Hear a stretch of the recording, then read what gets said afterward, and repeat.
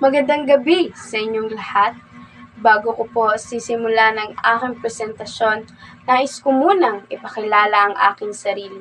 Ako nga po pala si Binibining Aloha Montesibon at narito sa inyong harapan upang hikayatin na piliin ang maruyang Filipino.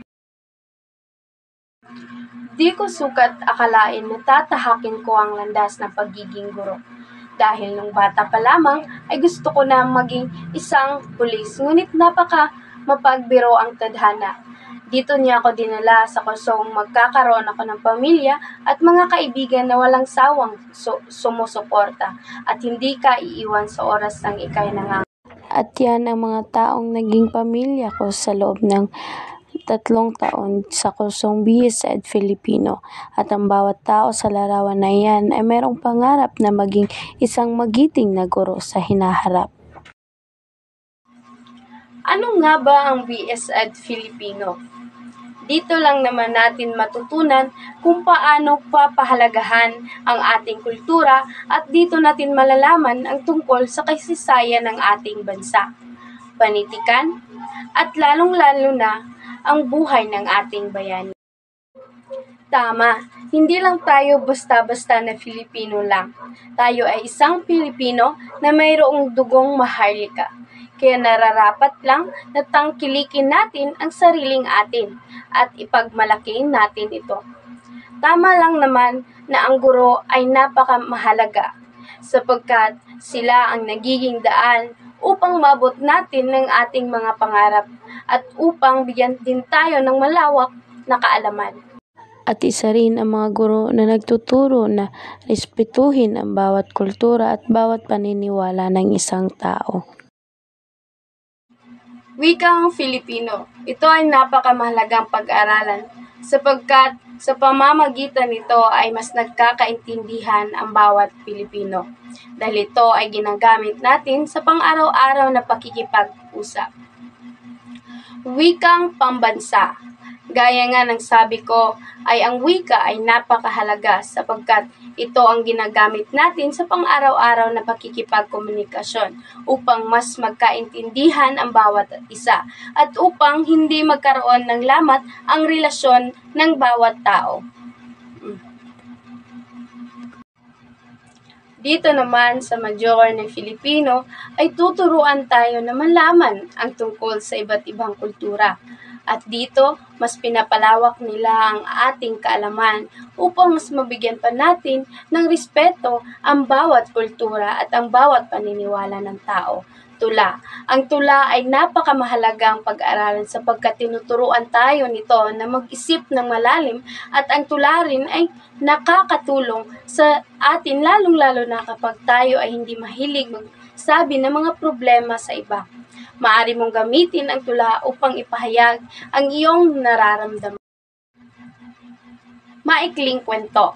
Sa Major ng Filipino, ito ay napakamahalaga sapagkat ang maikling kwento ay isang panitikan na kailanman ay hinding-hindi mawawala.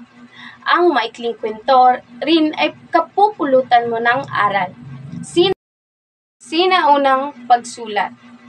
Ang sinaunang pagsulat ay mahalagang pag-aralan sa kadahilanang ang pagsulat ay naging daan.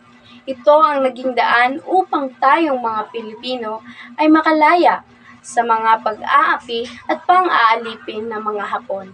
Umaasenso. Huwag kayong maniwala dyan dahil ang guro ay umaasenso. Hindi man ito sa pananalapi, kundi sa kaalaman. Hindi lang tayo nakakatulong sa ating mga estudyante, pati na rin sa ating lipunan. Ang pagiging guro ay napakamalaking responsibilidad dahil nakakasalalay sa iyo ang mga estudyante upang maging malawak ang kaalaman, hindi lamang sa ating wika, kundi pati na rin sa lahat ng aspeto. Responsibilidad din ng isang guro ang turuan ng maigi ang kaniyang estudyante upang maging malawak ang kaalaman nito. Kapag ikaw ay isang guro or magiging guro, ay maraming job opportunities na naghihintay sa iyo. Pwede kang maging isang tutor at pwede rin ka din mangibang bansa at lalong-lalo na mag-online tutor. kabataan ang pag-asa ng bayan. Yan ang mga katagang sinabi ni Rizal. Ngunit paano na lamang ang mga katagang iyan kung tayo nga mismo mga Pilipino ay di natin kayang tangkilikin kung ano ay yung atin. Mas tinatangkilik pa natin ang iba kaysa sa sarili nating wika. Kaya ano pang hinihintay natin? Piliin natin ang major ng Pilipino at tahakin ang pagiging isang guro sa hinaharap. Simulan natin tangkilikin ang atin at ipagmalaki ito. Kaya nga natin ipagmalaki ang ibang wika, dapat kaya rin natin ipagmalaki yung atin. Kaya't halina't maging isa sa aming pamilya. Dahil dito, mas magiging malawak ang inyong kalaman at dito sa BizEd Filipino ay di lang kaibigan na makikilala, pati na rin ang pamilya. Kaya ating muling tuklasin, pagyamanin ang sariling atin dahil walang ibang tatangkilik ng ating wika at ng ating kultura kundi tayo lamang na mga Pinoy, tayo lamang mga Pilipino ang kayang ipagmalaki ito. Maraming salamat sa inyong pakikinig. Naway inyong piliin ang major ng Filipino dahil dito sa major na ito ay marami kayong matutuklasan at marami kayong matutunan na bago. Kaya hanggang sa muli, maraming salamat.